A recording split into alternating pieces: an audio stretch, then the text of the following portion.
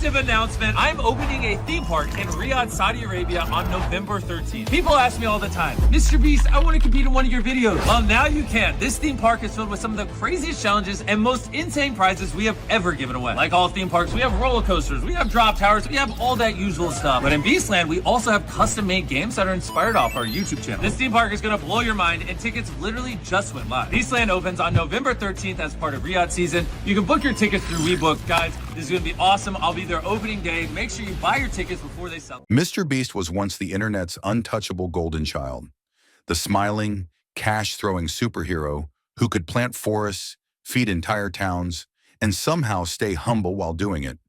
For years, his every stunt felt pure, larger than life, and powered by this almost magical connection with his audience. But then came Beastland, and everything shifted. Suddenly, the world's most beloved creator stepped into a spotlight that didn't glow. It burned.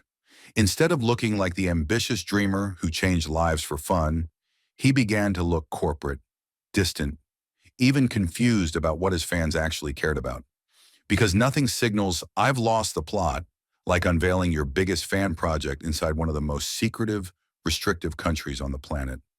At first, Beastland played the part perfectly. Bright colors, giant props, that classic Mr. Beast energy. It looked like he'd literally built a real-life version of his thumbnails. But the longer you stared, the more the illusion cracked. The shine dulled, the vibe soured, and the fan paradise slowly twisted into something else entirely. Something colder, stranger, and way more complicated than anyone expected. I'm first in line at MrBeast Land. Thank you. I'm the first into Beastland. Can you win prizes in here? Yes. I'm the first one with a wristband. Let's go through the beast. Here's the map of Beastland. Let's go find the prizes. There's 3 vaults here, gold, bronze, and silver. A crowd is forming in front of the 3 safes. The teleprompter says Chandler and Mr. Beast are gonna be here. Hey guys, nice to meet all of you. I'm never washing his hand. Hey, go ride on the rides. Don't hang out. He's walking around the park and chaos is following wherever he goes. I even found Dream at the Mr. Beast Festival. How's it going? Yes! Nice to meet you, man. Nice to meet you. Let's go into the Mr. Beast store. Beastland hoodies, 3 different Beast Lab toys, Beastland backpacks. Can I buy a Beastland hat? And then came the plot twist no one saw coming, the location. Saudi Arabia, the last place on earth you'd expect the people's YouTuber to build a fan paradise. Suddenly, this wasn't some chill, open for everyone destination where viewers could just show up, take photos, and enjoy the ride. No, he chose one of the most restrictive, tightly monitored countries on the planet. A place where freedom of expression barely exists, where filming in public can become a legal minefield, and where the wrong camera angle can get your footage deleted or land you in trouble. And somehow, this is where Mr. Beast decided to plant Beastland. He pitched it like a global gift, a magical playground built for fans everywhere, until people started looking closer. And what they found hit harder than any scandal he's ever faced. Beastland wasn't built for fans at all. It was part of a massive government-funded entertainment push, a 45-day desert pop-up made to promote Saudi tourism, not celebrate his community. He didn't choose the location. He was paid to stamp his brand in the sand, paid to smile, paid to sell the illusion of a dream that wasn't his. And honestly, you could see it. The whole place looked temporary, fragile, almost hollow, like a theme park built to disappear the moment the camera stopped rolling. Today we're at Beastland by Mr. Beast here in Riyadh and it's opening day, so come with us and check out what there is to do inside. Let's go. We're now inside Beastland and it looks absolutely incredible, and we've noticed that there is a countdown over here for some reason, so they're saying get to the stage. We need to go. We need to find out what's going on. There's a little meet and greet area over here. We don't actually recognise anyone yet though. Something massive is waking up at Beast. You know, you got the wristband, and when you play the games,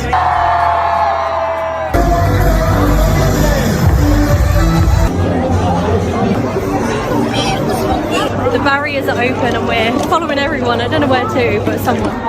So there's all the money. I can't remember what the top prize was, but there's about 300,000 riyals in one of these. So we headed through to the Beast Arena and there was so many different games that you could take part in. This one I was definitely not giving a go, the bungee jumping, but it was so much fun and you can buy a wristband with all the games included. Or if you simply just want to enter and enjoy Beastland in the whole experience, then it's only 25 SAR per person. They had so many merch shops around with all of the Feastables and limited edition merch, which was actually very affordable. As well as all the games that are inside Beast Arena, which are inspired by the show, there was also carnival games, rides, and so many food stalls. It was so much fun and just being here was such a good vibe. I definitely recommend checking it out before it ends in 45 days. Everything about Beastland felt like a mirage. A flashy, expensive group project no one cared about the moment it ended. But the illusion shattered completely once fans discovered the park's rules.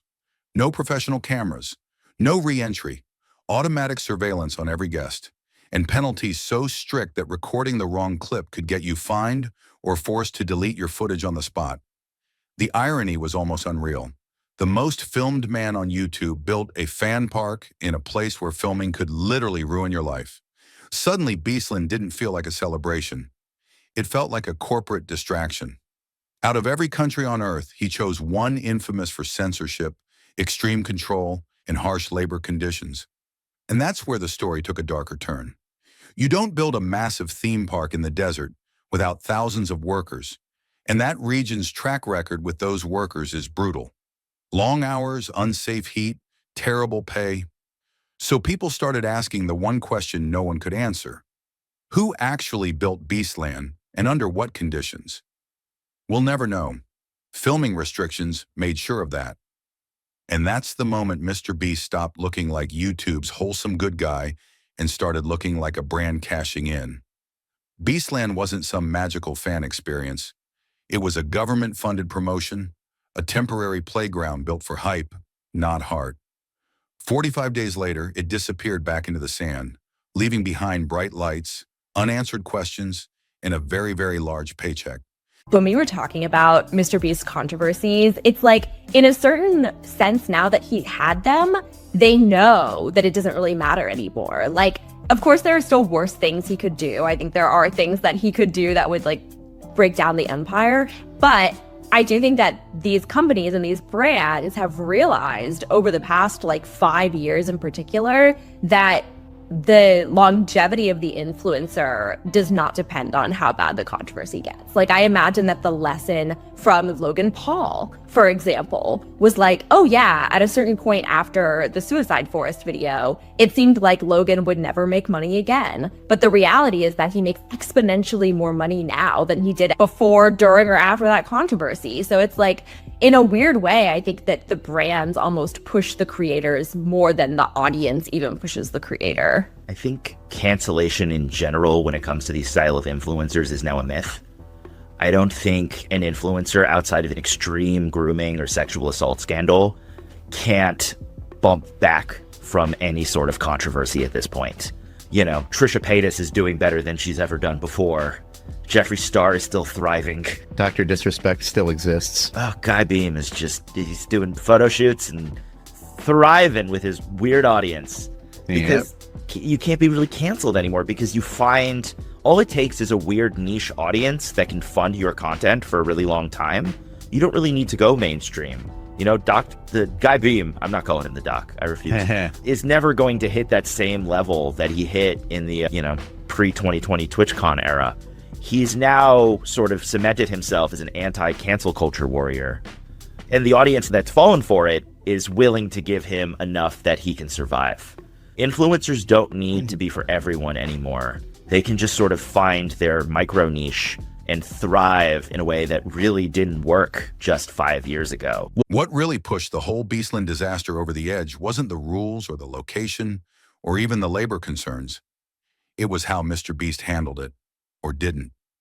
He ignored every serious question thrown his way. The filming restrictions, the worker conditions, the ethics, the safety risks, all brushed aside while he spammed polished promo clips and forced hype posts like pretending the issues didn't exist would magically erase them. But instead, it made him look more disconnected than ever. The guy who once felt relatable, goofy, generous, the dude handing out stacks of cash for fun, now comes off like a full-on CEO in sneakers. Every move calculated, every brand tie-in part of a bigger strategy. Between the burgers, the food apps, the AI tools, and corporate deals, he isn't falling off. But he's definitely changing. The videos still pull insane numbers, but the heart that made him a phenomenon feels like it's fading. And when the Beastland news dropped, the internet tore it to pieces. The reaction wasn't excitement, it was confusion, disappointment, and pure disbelief. One comment nailed it. A Mr. Beast theme park is just unnecessary. What are the attractions even supposed to be?